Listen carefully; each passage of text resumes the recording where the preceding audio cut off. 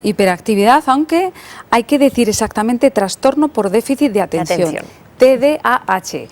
Enseguida hablamos de eso. ¿Tú sabes de dónde viene lo de me sacas de mis casillas? No es que lo diga yo por ti, yo estoy muy tranquila hoy. Ni del portero tampoco. Había ¿no? un juego antiguamente que era muy parecido al ajedrez, al que jugaban los antiguos reyes. Y entonces cuando tiraban el dado, como se cayera la ficha fuera de la casilla, había que empezar de nuevo. Claro, si el rey iba ganando, imagínense, se ponía con un enfado, pues de ahí viene lo de sacarle a uno de sus casillas. Algo así pasa con estos niños en los primeros momentos, que a uno le puede sacar de sus casillas porque no saben muy bien cómo encajar esto que no deja de ser un problema. Pero para hablar de este trastorno está con nosotros quien más sabe de ello, que son los que están día a día con el TDAH. Vamos por pasos. Javier Blumenfeld, que es pediatra en el Hospital del Escorial, es también, forma parte del grupo TDAH de la Sociedad Española de Medicina del Adolescente. Javier, muy buenos días. Buenos días. Y nos acompañan también Carmen Engerman. Carmen, directora de la Fundación Educativa Activa Sierra.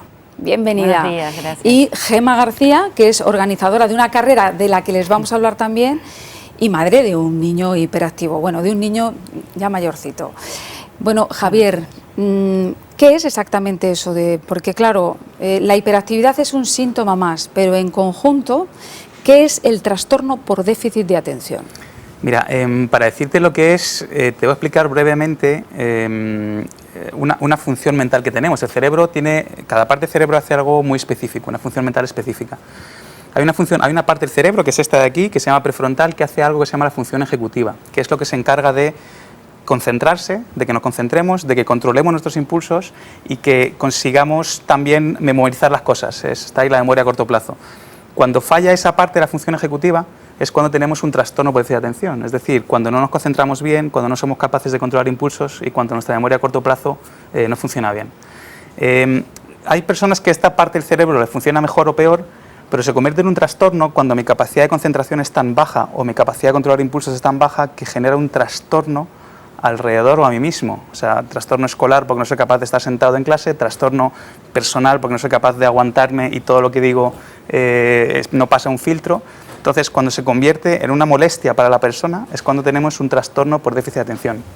Me llama la atención lo de hiperactividad porque es lo que más se habla de la hiperactividad y me parece que es un error, me parece que el problema no es la hiperactividad, que es el exceso de movimiento físico, el problema es la falta de concentración y la falta de control de impulsos. Y eso genera muchos errores porque hay muchos niños que son movidos porque los niños son movidos y tienen que serlo y se tildan, no profesionalmente, pero se tildan de hiperactivos. Y otros niños que no son movidos, pero tienen el trastorno por déficit de atención de un tipo que se llama inatento, o sea, que no se mueven mucho, pero son generalmente niñas que no se concentran adecuadamente. Entonces yo creo que lo primero es que intentar desterrar el nombre de hiperactividad de todo esto. Lo que pasa es que como padres, ¿cómo podemos darnos cuenta de que nuestro hijo puede tener este trastorno por déficit de atención? Porque claro, ¿cómo diferencias un niño o nervioso o es que en este caso, claro, nos estás diciendo que hay niños que no son tan nerviosos y que sí que lo tienen? ¿Cuáles son los síntomas como más evidentes que nos pueden hacer llegar a pensar que puede haber algo más que el niño sea nervioso? Los síntomas más evidentes son sobre todo dos, ¿no? A nivel de concentración. La concentración es la capacidad para escoger un pensamiento entre muchos de forma voluntaria y solamente pensar en eso. Esa capacidad es imprescindible para que la transmisión de información sea adecuada, ¿no? Es decir, para que yo lea un libro tengo que estar pensando solamente en ese libro, no puedo pensar en otras cosas. Cuando un niño es incapaz de hacer eso, una niña es incapaz de hacer eso, y eso genera un problema, pues podemos tener un trastorno. Y luego la impulsividad, también es necesaria una impulsividad, pero cuando esta impulsividad llega a generar problemas interpersonales, sociales... ¿A sacar de las casillas a los demás? Claro, pero no solo sacar de las casillas, es que realmente en muchos ambientes, no solo en un ambiente específico, por ejemplo el académico, el escolar, sino en el académico, en el extraacadémico, en el personal, en el familiar, en muchos ambientes, ese niño o niña es incapaz de controlarse y eso le genera un problema, pues es cuando tenemos un trastorno. Lo que pasa es que tener unas buenas funciones ejecutivas es bueno para todos y hay muchos momentos de nuestra vida en los cuales nuestras funciones ejecutivas están peor. Por ejemplo, si no dormimos. Si no dormimos al día siguiente de no dormir, lo que pasa es que estamos descontrolados, no controlamos bien impulsos, no nos concentramos bien porque nuestro cerebro, esa parte, no funciona bien. No tenemos un trastorno por déficit de atención, tenemos sueño, tenemos cansancio. También ocurre cuando estamos emocionalmente muy mal. Y ese trabajo de diferenciar cuándo es algo puntual que se debe a una causa externa o algo que ese motor no es capaz de funcionar bien, pues no es fácil. Carmen, qué luchadores sois los padres. Muchísimo. Porque claro, como en muchos problemas que surgen, pues los padres os ponéis en marcha. Cuando a una familia le comunican su hijo tiene trastorno por déficit de atención, se mete en un periplo, pierde muchísimo tiempo, está perdido ahí, no sabe muy bien dónde acudir. Márcanos el atajo, Sí, Carmen. ¿Qué sí. es lo que hay que hacer en estos De casos? hecho, bueno, como en tantas afectaciones, pero el trastorno por déficit de atención específicamente, quiero destacar que la labor, bueno, aquí estamos dos madres representándolo, es importantísimo la actuación y el trabajo incansable de las familias. Somos prácticamente las familias los primeros en detectar que algo está pasando en casa y o en el colegio. Entonces nos hemos organizado muy bien, mamás y papás, incluso a nivel español. Está la Federación Española de Asociaciones de TDAH, más de 80 en toda España. Y en Madrid acabamos de cofundar la Federación Madrileña de Asociaciones.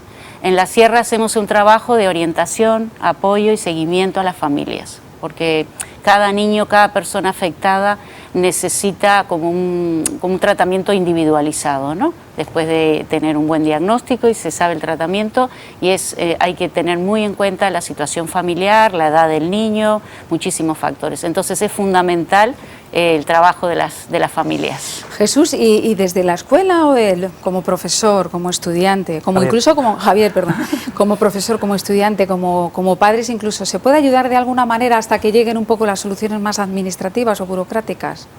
A ver, el tratamiento del trastorno por déficit de atención es un tratamiento global y es la gran dificultad, porque incluye, en primer lugar, la familia. Entonces, la información, las familias tienen que estar informadas. A mí me da mucho la atención muchas familias que aparecen en la consulta y no conocen, no entienden bien lo que es el trastorno, no entienden bien lo que es una función ejecutiva.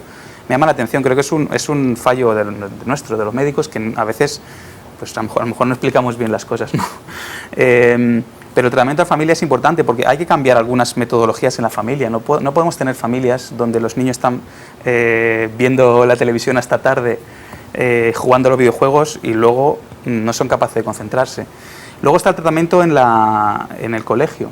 Nuestros colegios, ¿cómo digo esto? Nuestros colegios no están preparados para los niños con trastorno por déficit de atención. El sistema educativo en general expulsa a estos niños porque no hay suficientes orientadores en los colegios, no hay suficientes apoyos en los colegios. Entonces, uno de los grandes problemas de estos niños es el problema académico y no le estamos dando servicio. Y por último, cuando todo esto está solucionado o todo esto está bien encarrilado, es cuando podemos plantear el tratamiento con medicamentos. Pero eso tiene que ser la última parte. Y las cifras son como para pensarlas, porque hay ya casi uno o dos niños con este trastorno por aula. Bueno, y Gema, este fin de semana, ¿hay alguna forma de ayudar a estos chavales? Pues sí, porque este fin de semana, el domingo, hay una carrera. Les vamos a poner los datos de los teléfonos, la inscripción, dónde lo pueden hacer, para que lo vean, porque es a las 10:30 en Cercedilla. ¿Y en qué consiste esa prueba para poder ayudar a estos chavales? Pues nada, la verdad es que es una carrera que es un lujo, porque es correr por el Parque Regional del Manzanares. Es en Cercedilla. Como bien hemos dicho, hay una modalidad de 10 kilómetros que es para los corredores que están más experimentados, con sus cuestas, evidentemente, y hay una carrera muy familiar de 5 kilómetros donde van muchos papás con sus niños pues, para colaborar con la causa.